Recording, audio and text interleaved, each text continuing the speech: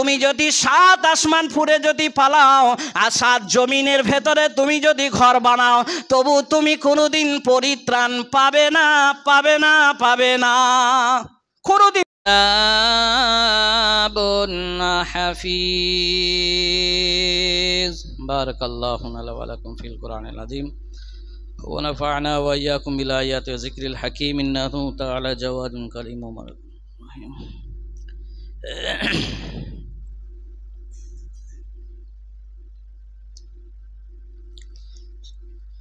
ইন্নাল হামদালিল্লাহি নাহমাদুহু ওয়া নাস্তাঈনুহু ওয়া নাস্তাগফিরুহু ওয়া নু'মিনু বিহি ونؤمن به ونتوكل عليه ونعوذ بالله من شرور أنفسنا ومن سيئات أعمالنا من يهده الله فلا مضل له ومن يضلله فلا هادي له وأشهد أن لا إله إلا الله وحده لا شريك له وأشهد أن محمدا عبده ورسوله الذي أرسله بالحق بشيرا ونذيرا وداعيا إلى الله بإذنه وسراجا منيرا فقد قال الله تبارك وتعالى في كلامه المجيد والفرقانه الحميد أعوذ بالله من الشيطان الرجيم بسم الله الرحمن الرحيم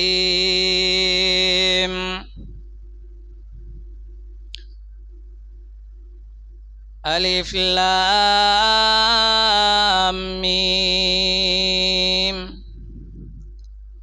ذلك الكتاب لا ريب فيه هدى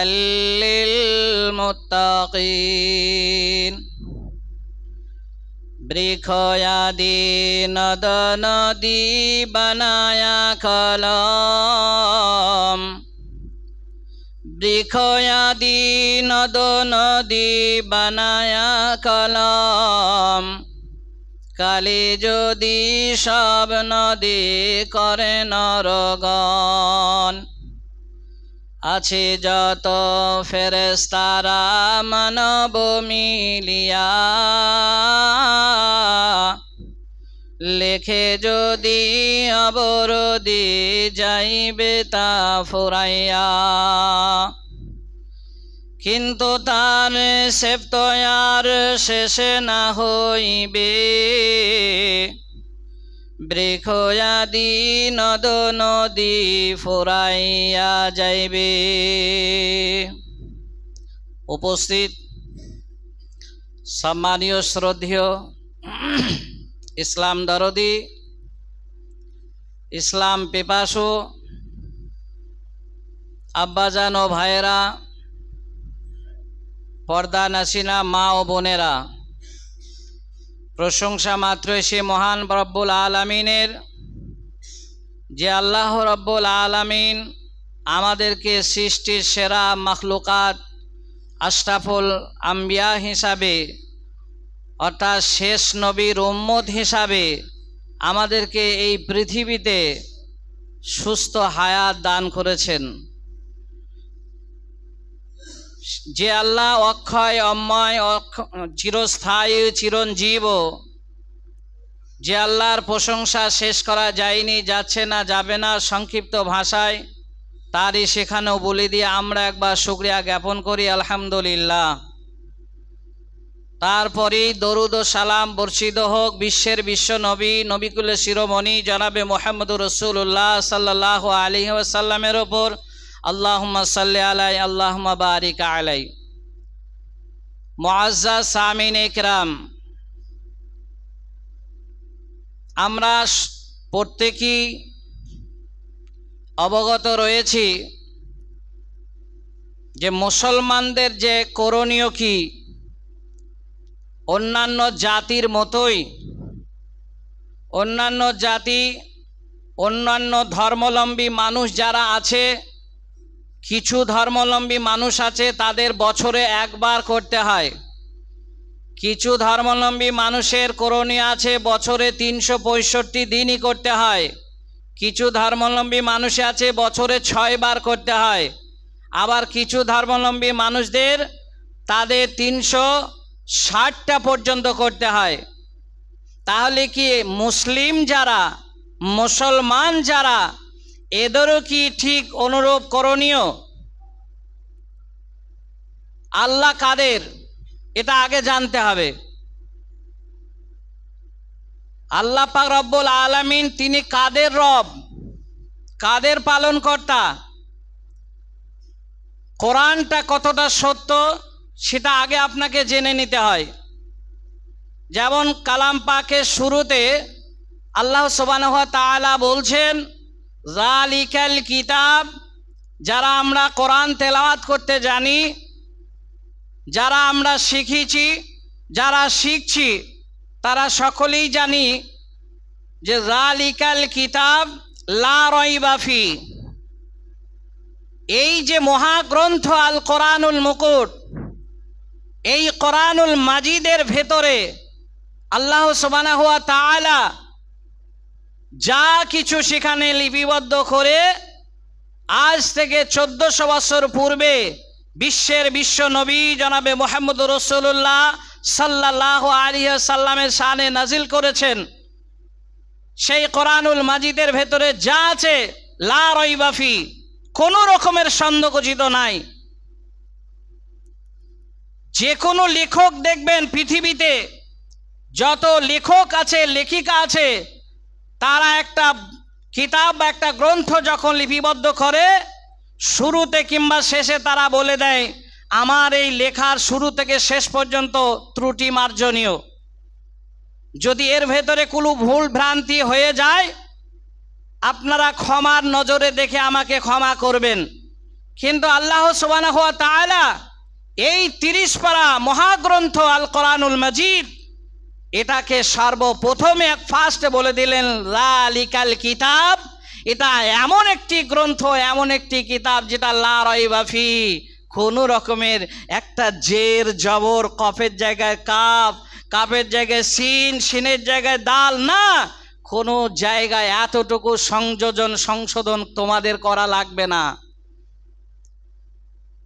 তাহলে এই কোরআনটা কাদের? কোরআনটা এসেছে কোথায় থেকে? আপনি আগে জেনে নিন কোরআনটা কোথায় থেকে এসেছে। আল্লাহ সুবহানাহু ওয়া তাআলা তিনি নিজেই ঘোষণা দিচ্ছেন যে কোরআন এসেছে তানজিলুম মির রাব্বিল আলামিন। এই যে তানজিলুল, এই কিতাবটাকে, এই মহাগ্রন্থটাকে আল কোরআনুল মাজিদ, এটাকে আল্লাহ সুবহানাহু ওয়া তাআলা বলছেন তানজিলুম মির রাব্বিল আলামিন, এটি আল্লাহর পক্ষ থেকে নাজিলকৃত একটা মহাগ্রন্থ। বলি একবার আলহামদুলিল্লাহ। এই মহাগ্রন্থ যে আল্লাহ সুবহানাহু ওয়া তাআলা অবতীর্ণ করলেন সেই আল্লাহ কাদের? শুধু মুসার, শুধু ইউসুফ, শুধু ইয়াকুব নবীর, শুধু মুহাম্মদ সাল্লাল্লাহু আলাইহি ওয়াসাল্লামের না, মুসারও যে রব ফেরাউনেরও সেই রব। যে কোনো ধর্মাবলম্বী মানুষকে দেখবেন তারা পুজো করতে যাক, পুজো করতে গিয়ে দেখবেন মন্দির থেকে যখন সে পুজো করে বেরিয়ে আসে, আত্মীয় স্বজনের সঙ্গে যখন আলাপ হয়, আলাপের মাধ্যমে বলে ওপরওয়ালা বলে একজন আছে।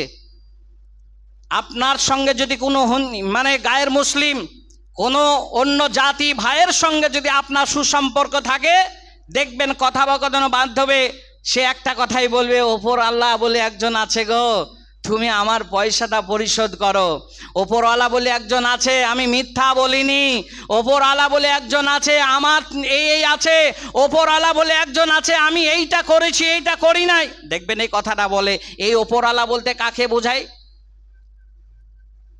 শরীয়তের দৃষ্টিতে এই ভাষাটা 100% গ্রহণীয় না হলেও অন্যান্য ধর্মাবলম্বী মানুষ যারা আছে তারা যখন কথায় কথায় বলে ওপরওয়ালা বলে একজন আছে, এর ভাবার তো অর্থই হলো আল্লাহকে বোঝাইতে চেয়েছেন।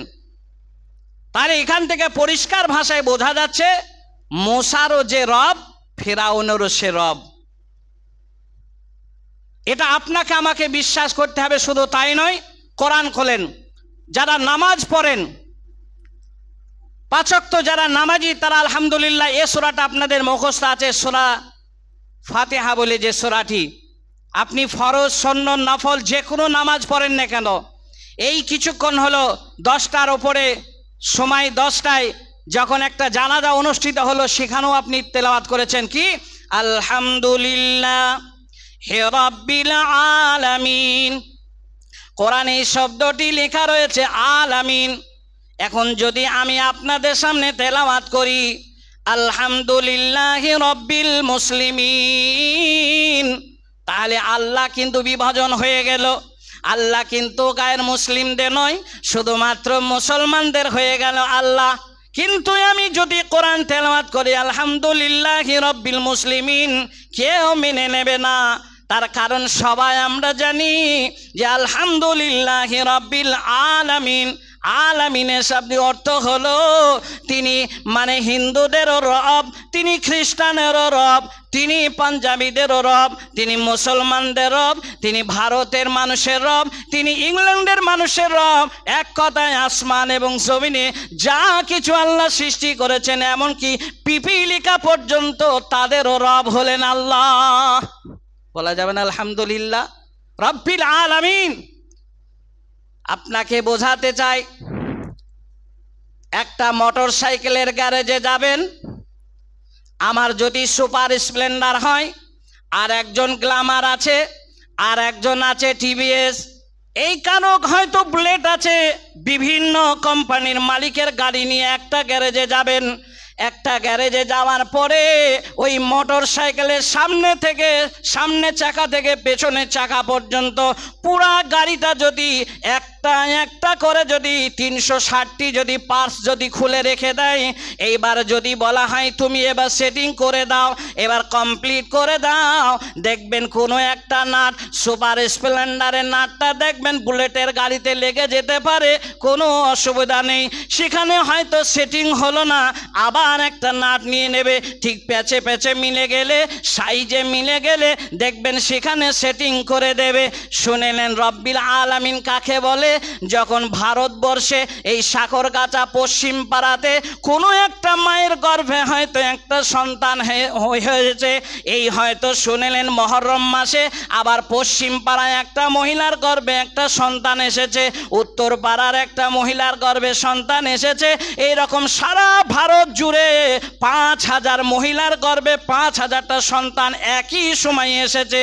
কিন্তু আমার আল্লাহ বলে দিলেন খবরদার খবরদার, ওই মানে একটা মেয়ের মানে ওই নাকটাকে একটা ছেলের বডির ওপরে যেন বসিয়ে দিও না, একটা ছেলের মানে হাতটাকে একটা মেয়ের বডিতে বসিয়ে দিও না, একটা মেয়ের অঙ্গ একটা ছেলের জায়গায় দিও না, ওই লম্বা লম্বা চুল যার হবে ওই চুলওয়ালাটা যেন একটা ছেলের মাথায় এরকম সেটিং করে দিও না। আমার আল্লাহ একই সময়ে লক্ষ লক্ষ মহিলার পেটে লক্ষ লক্ষ সন্তানকে তৈরি করেন। হাল আতা আলাল ইনসান হিনুম মিনাদ দাহারি লাম ইয়াকুন শাইআম মাযকুরা, বান্দারে তোমার কোনো অস্তিত্ব ছিল না, এখন তোমার নাম হলো শিফা, এখন তোমার নাম হলো গাফার, এখন তোমার নাম হলো আব্দুস সামাদ, কিন্তু তোমার ওই নামটা কোনো গন্ধ ছিল না, কোনো অস্তিত্ব ছিল না। আমি আল্লাহ সেই তোমার মায়ের গর্ভে একটা একটা করে 360টা আমি পার্টস এক জায়গায় সেটিং করে দিয়েছি। আমি হলাম সেই রব্বিল আলামিন, আমি হলাম আলহামদুলিল্লাহ হে রব্বিল আলামিন, অর্থাৎ আমি সেই পালন কর্তা। তাহলে বোঝা যাচ্ছে আল্লাহ কাদের? আল্লাহ সকলের। তুমি মানো আর না মানো, আল্লাহ সকলেরই, এটা আপনাকে জেনে নিতে হবে।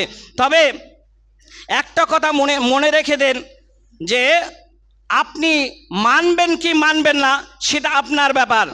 তুমি মানো আর চাই না মানো, মানলে কি হবে? তোমার মঙ্গল হবে, না মানলে তোমার ক্ষতি হবে, অমঙ্গল হবে।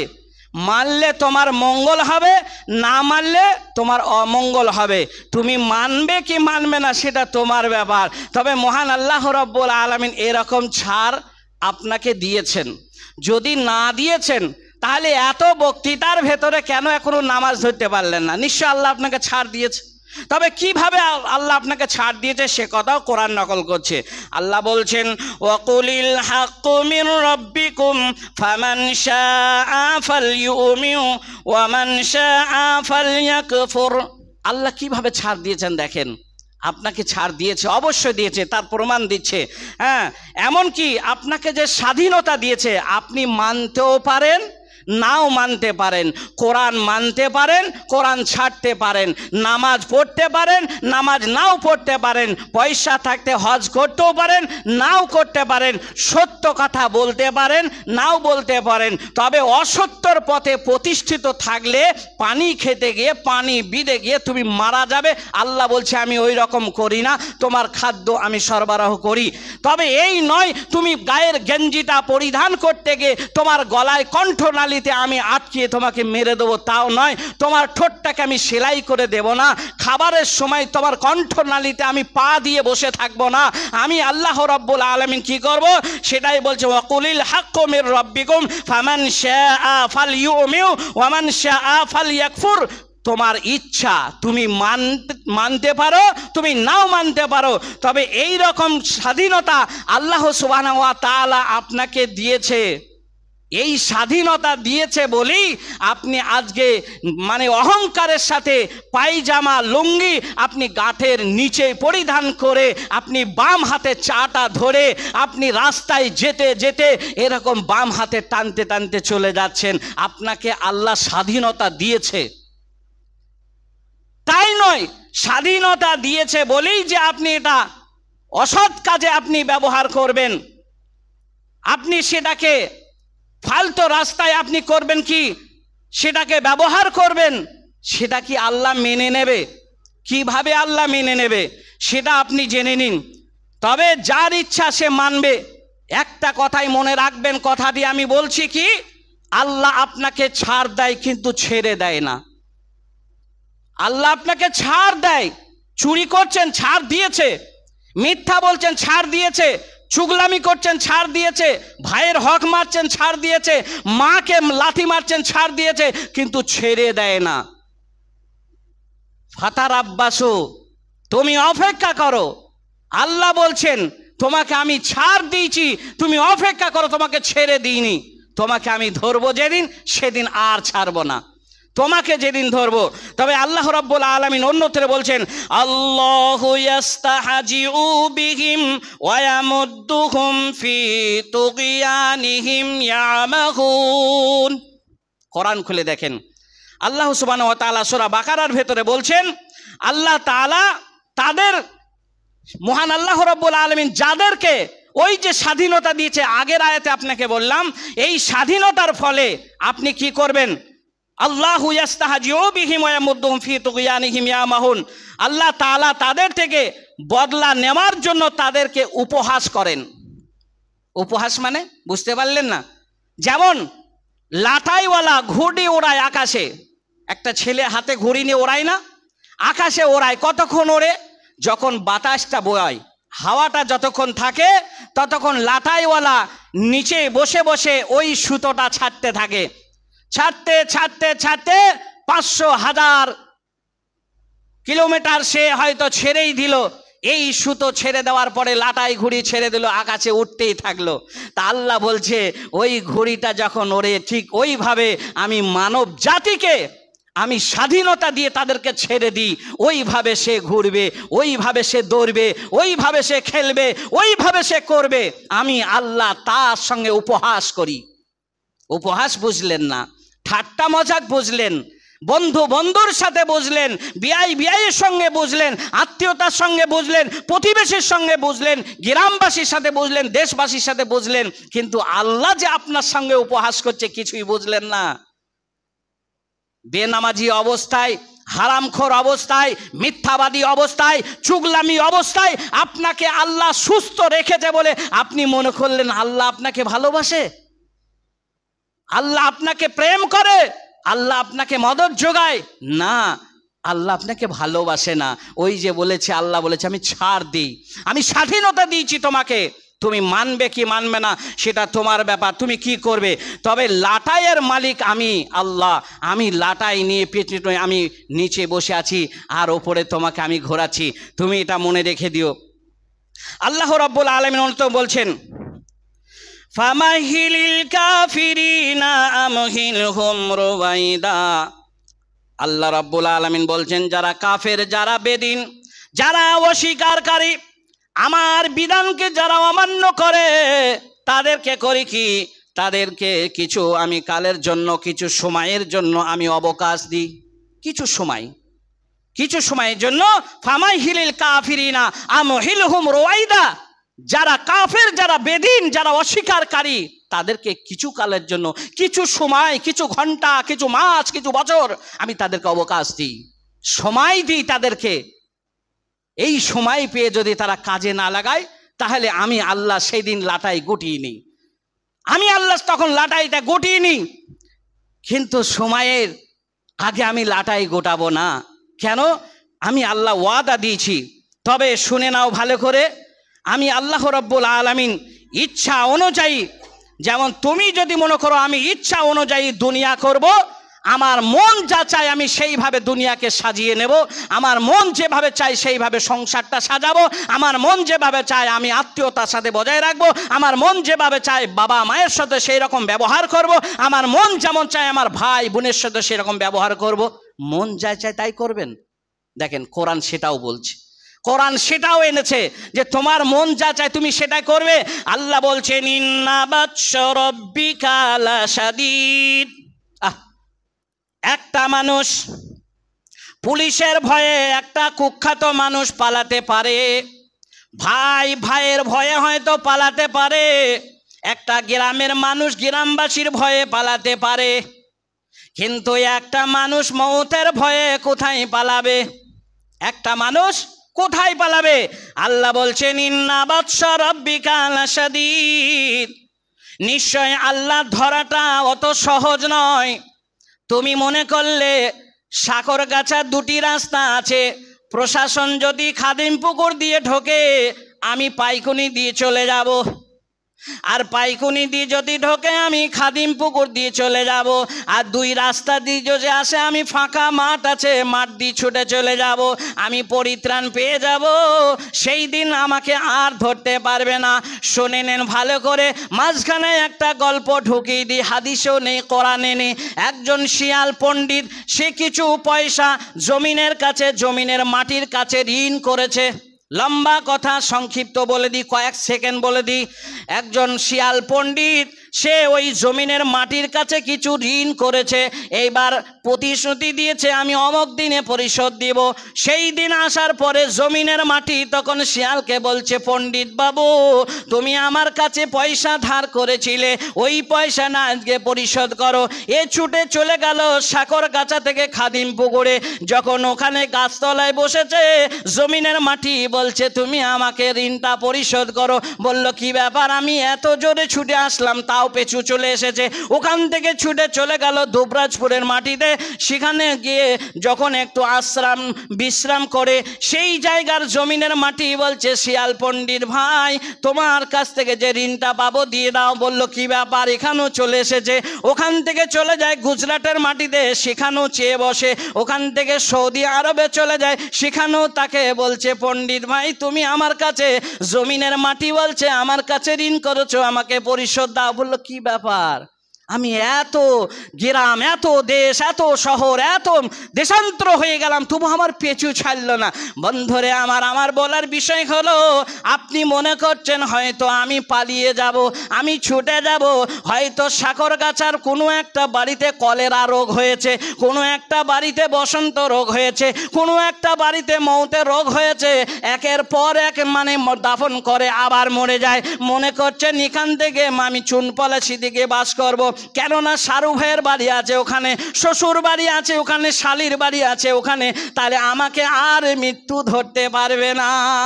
আল্লাহ বলছেন যে ইন্না বাতশা রাব্বিকা লাশাদীদ, নিশ্চয় আল্লাহ বলছেন আমি যেদিন তোমাকে ধরবো, শক্ত করে ধরে নেব, সেই দিন তুমি আর কোথাও পালাতে পারবে না, তুমি আর কোথাও সেদিন পালাতে পারবে না। তাই আল্লাহ রাব্বুল আলামিন বলছেন, তুমি যে মৃত্যুর ভয়ে পালিয়ে যাবে, পালিয়ে কি তুমি পরিত্রাণ পাবে? তবে তুমি পালাবে এটা সত্য, সেটাও আল্লাহ কোরআনে বলছেন, কুল লা ইয়ানফাউকুমুল ফিরারু ইন ফারারতুম মিনাল মাউত, তুমি মৌতের ভয়ে যদি তুমি পলায়ন করো, তাহলে তুমি জেনে নাও তুমি পালিয়ে কোনো লাভ করতে পারবে না। ওই শিয়াল পণ্ডিতের মতো ঋণ করে তোমাকে পরিশোধ দিতে হবে, তার মানে মৃত্যুর ভয়ে তুমি কোথাও যেতে পারবে না। আল্লাহ রাব্বুল আলামিন শুধু একটাই নয়, আরো অন্য জায়গায় বলছেন, সূরা রহমান বলে একটা সূরা আছে, খুলে দেখেন, ইয়া মা'শারাল জিন্নি ওয়াল ইনস ইন ইসতাতা'তুম আন তানফুযু মিন আকতারিস সামাওয়াতি ওয়াল আরজ ফানফুযু লা তানফুযুনা ইল্লা বিসুলতান। তুমি যদি যত ইয়া মাশারাল জিন্নি ওয়াল ইনস, জিন এবং ইনসানকে আল্লাহ রাব্বুল আলামিন লক্ষ্য করে জানিয়ে দিলেন, স্মরণ করাতে চাইলেন কি তুমি পরিত্রাণ পাবে না। তাহলে এখান থেকে যখন তুমি পরিত্রাণই পাবে না, শুধু এটাই নয়, কোরআনে সূরা নিসা বলে ওই সূরার ভেতরে চলে যান, আইনামা তাকুনু ইউদরিকুমুল মাউত ওয়ালাউ কুনতুম ফি বুরুজিম মুশাইয়্যিদা। दो चीज आदमीरा कासा जोरे जोर एके आबे दाना दिगान खाके गोर। दुई चीज मानुषेरे करे आकर्षण, प्रथमे दाना पानी द्वितीय मरण। जार जिता खाद्य लेखा खाइबे जाइया, मरण जिखाने जार जाइबे हाटिया। कार कोथा मरण आछे कार कोथा मरण आछे थाकतो जदि जाना, दुर्घटना हये मानुष जीवने मरित ना। परित्राण पाওয়া যাবে? আপনার যদি জানা থাকতো আমার ওই ইলামবাজারে মেন রোডের ওপরে আমার মৃত্যু হবে, মৃত্যু যদি খবরটা আমার জানা থাকতো, আমি কখনোই সেখানে যেতাম? আমি যেতাম না। তাহলে আমি ঘরের ভেতরে বসে থাকতাম। কিন্তু না, আল্লাহ রাব্বুল আলামিন জানিয়ে দিলেন, তোমার মৃত্যু যদি যদি আমি লিখিত রাখি গুজরাটের মাটিতে, তোমাকে পায়ে হেঁটেও সেখানে যেতে হবে, তবে তোমার মৃত্যু হবে। তবে সঠিক সময়ে তোমাকে পৌঁছাইতে হবেই। তুমি হয়তো ভাবছো ট্রেনে বাসে হয়তো পৌঁছাতে পারবো কি না, ট্রেনে হয়তো সেখানে ঠিক মতন যেতে পারবে কি না। না, ঠিক মহান আল্লাহ রাব্বুল আলামিনের মদতে তুমি সেই জায়গায় পৌঁছাবে। তারপর আমি মালাকুল মউতকে সেখানে আমি পাঠাবো, সেখান থেকে তোমার আত্মাকে ছিনিয়ে নিয়ে চলে আসবে। কোনো রকমের অজুহাত চলবে না। তা আমি যে কথা বলতে যাচ্ছিলাম, মৌলিক কথার দিকে ঢুকতে পারবো না। সেটা হলো এই, আমাদেরকে যখন এই দুনিয়া ছাড়তেই হবে, তাহলে কেমন করে ছাড়তে হবে, এই বিষয়টা থেকে গেল।